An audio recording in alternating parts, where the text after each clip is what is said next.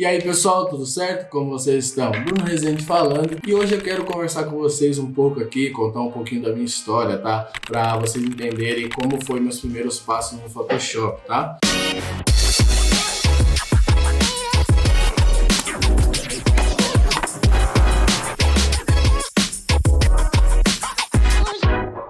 Eu dei minhas primeiras cabeçadas ali no Photoshop mais ou menos ali em 2005, tá? Foram 15 anos atrás. Foi logo ali em 2005, tá? Que eu ouvi falar sobre o Photoshop. Eu estava ali navegando no Orkut, né? E eu vi um amigo meu ali, ele postou uma imagem, postando com tatuagem, postando alguns raios de fundo, algumas manipulações que ele estava fazendo. E aquilo me fascinou, assim, cara. Eu nunca tinha visto aquilo. E logo eu perguntei pra ele, onde você fez isso? O que seria isso, né? Aí ele me falou, Bruno, foi no Photoshop, eu editei essas imagens aí no Photoshop. Nunca tinha ouvido falar naquilo, em 2005 ali. Eu logo perguntei pro meu primo, um primo mais velho meu, ele sempre trabalhou ali com desenho, esse tipo de coisa. Hoje ele é um puta ilustrador aí numa agência super importante. E aí eu perguntei pra ele e ele falou, Bruno, Photoshop, eu acabei de fazer um curso na Fundação Bradesco sobre Photoshop e eu vou te dar uma apostila lá do Photoshop. Então ele me deu uma apostila toda PB ali e, eu devorei aquela apostila em menos de 2 dias ali, mas infelizmente aquela apostila era só o básico, né? Era só ferramenta, explicando como funcionava cada ferramenta e no final das contas aquilo não me ajudou muito, né? Porque quando eu abri o Photoshop ali, inclusive meu primo conseguiu um Photoshop pra mim, eu tinha um PC péssimo ali, lento pra caramba, então ele disponibilizou um Photoshop para mim na época, foi antes do CS, na verdade, bem antes do CS 98 ali, era o 97, se eu não me engano. Era bem ruim, tá? Bem ruim. Você que trabalha com o Photoshop hoje aí, 2020, você pegou uma mamata. Porque naquela época, se eu não me engano, não tinha nenhum undo igual nós temos hoje, tá? Se você errasse, filho, não tinha aqueles históricos gigantescos que você pode colocar, não tinha nada disso. Então eu comecei a trabalhar com Photoshop justamente nessa época, tá? E aí eu comecei a dar minhas cabeçadas ali. Foi logo na época também que o YouTube abriu, o YouTube lançou, né? Ele foi lançado. Então algumas pessoas começaram a pôr alguns vídeos lá, então eu devorava.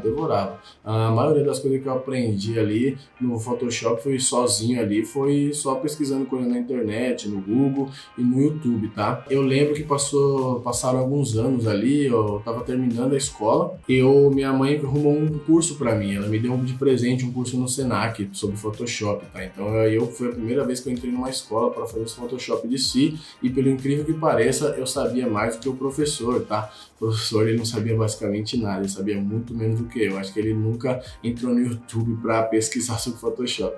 Então, eu dominei ali, foi importante fazer aquele curso porque eu consegui um diploma, né? E naquela época, diferente de hoje, né? Você precisava muito de um currículo, mostrar que você sabia alguma coisa, né? Hoje em dia, seu portfólio fala mais do que seu currículo, né? Eu consegui um trabalho justamente por causa desse curso. Eu entrei na Central Brasileira de Catálogos em 2008, 2009 ali, metade ali. E eu trabalhei lá e aí eu entrei lá e lá eu vi que eu não sabia nada de Photoshop. Tudo que eu sabia era básico, tudo que eu tinha aprendido até aquele momento não servia para nada, porque eles faziam coisas que eu nunca tinha visto. Eu lembro que quando eu fui fazer a entrevista, foi uma amiga minha que me indicou lá, ela até falou para mim que eu ia fazer PET no teste. Eu não sabia, nem imaginava o que era PEF, né? Que é o caminho ali, fazer as curvas ali. Eu não imaginava, nunca tinha visto isso. Então, eu lembro que isso foi numa sexta-feira, eu passei o final de semana inteiro estudando, e aí eu fui lá na segunda-feira, fiquei lá 3 horas esperando o gerente para ser atendido, e aí eu fiz o teste, demorei horrores para fazer o teste. Eu lembro que o Carlos Dias me chamou e falou, Bruno, o Marcelo analisou seu teste, e ele disse 2 coisas, que existe uma coisa boa e uma ruim. A boa é que eu nunca vi um PF tão bem feito na minha vida. E a ruim é que eu nunca vi um PF tão demorado na minha vida. Porque foi a primeira vez que eu tive contato com o Macintosh, foi a primeira vez. Até aquele momento eu só tinha trabalhado com PC. Então foi naquele dia que eu sentei na frente de um Mac, eu falei, que é isso? Foi difícil aprender as teclas ali, o Ctrl é diferente, né, no Command. E eu naquela época super tímido e tudo mais, eu não tive a cara de pau de perguntar para as pessoas do meu lado ali para eles me ensinarem. Então, eu fiz ali a parada do jeito que eu sabia e fui tentando, demorei pra caramba. Mas aí, por eu ter feito muito bem feito, o Carlos Dias me deu uma oportunidade. Ele falou, meu, você não quer trabalhar aqui uma semana para você aprender e ganhar produtividade? Porque o foco aqui você tem que ter produção. Na hora eu falei, tô dentro, vamos nessa. Trabalhei lá uma semana sem ganhar nada, ele só pagou a condução e o almoço para mim, e no final da semana eles me contrataram. E eu fiquei lá 8 meses, tá? Em 3 meses eu já fui promovido e mais 2 meses eu fui promovido de novo, né? Porque eu sempre sentava do lado das pessoas e não deixava elas em paz, sempre perguntando para elas, me ensina, me ensina, me ensina. Eu era a pessoa que chegava mais cedo e era a pessoa que saía mais tarde. Eu sempre tratava as imagens pro Robson, né? O Robson, que é meu sócio hoje, em outra empresa que nós temos aqui, ele me ensinou naquela época e eu lembro que ele me ensinava, eu passava a noite lá, porque meu horário era até às 6, né? Para eu não pegar o ônibus lotado, eu ficava lá até umas 8, 9 horas mais ou menos, para pegar o ônibus mais tranquilo. E aí eu ficava lá e eu tratava as imagens dele, eu pegava as últimas imagens da pasta que ele estava trabalhando e eu tratava lá e falava para ele, ó, aquelas duas ali eu já tratei. Aí ele chegava de manhã, ele falava, meu, isso aqui tá muito bom, e ele já usava, ele deixava de fazer no dia dele ali. E isso foi uma escola muito importante para mim. E aí foi na crise de 2009 que essa empresa ela passou por uma dificuldade gigantesca, o Brasil todo, né, o mundo todo, né, na crise do subprime lá nos Estados Unidos. Eles demitiram muita gente, perderam muitos clientes, e aí eu fui demitido, e naquela mesma época ali, naquele mesmo mês ali, o Robson me indicou para outra produtora que ele conhecia.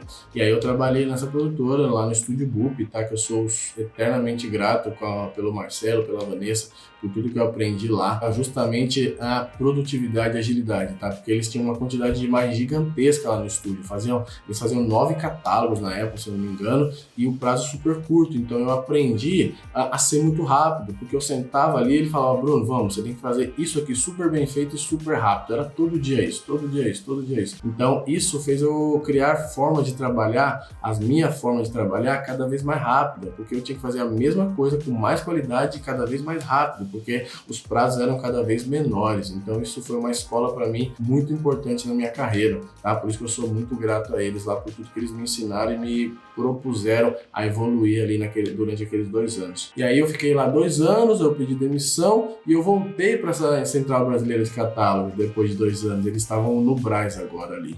E aí eu fiquei ali alguns meses e foi nessa época que eu li o livro Pai Rico, Pai Pobre, tá? E aí eu li o livro e lá tem um quadrante que ele fala, né? Tem um lado esquerdo das pessoas que elas trabalham para alguém, elas são autônomas, e do lado direito elas têm negócio e são investidores. Aquilo, meu, aguçou minha curiosidade. Tá? Naquela época eu falei, meu, eu preciso sair de empregado para autônomo urgente. Então eu entrei lá na Central Brasileira de Catálogos e aí eu não aceitei ser registrado. Eles falaram, você quer ser registrado? Eu falei, não quero, porque eu quero trabalhar de autônomo. Porque eu aprendi que aquilo era melhor para mim. Foi naquela época que eu já comecei a fazer isso. E aí eu não aceitei a ser registrado, fiquei ali poucos meses e eu comecei a pegar alguns freelas por fora ali. Comecei a ir atrás de fotógrafos ali e eu trabalhava 2 turnos. Eu trabalhava de dia na produtora e à noite eu trabalhava em casa fazendo alguns freelas. E tinha dia que eu dormia 2 horas, 1 hora, tinha dia que eu nem dormia, tá? Eu virava à noite e eu ia trabalhar direto. Eu tomava um banho, trocava de roupa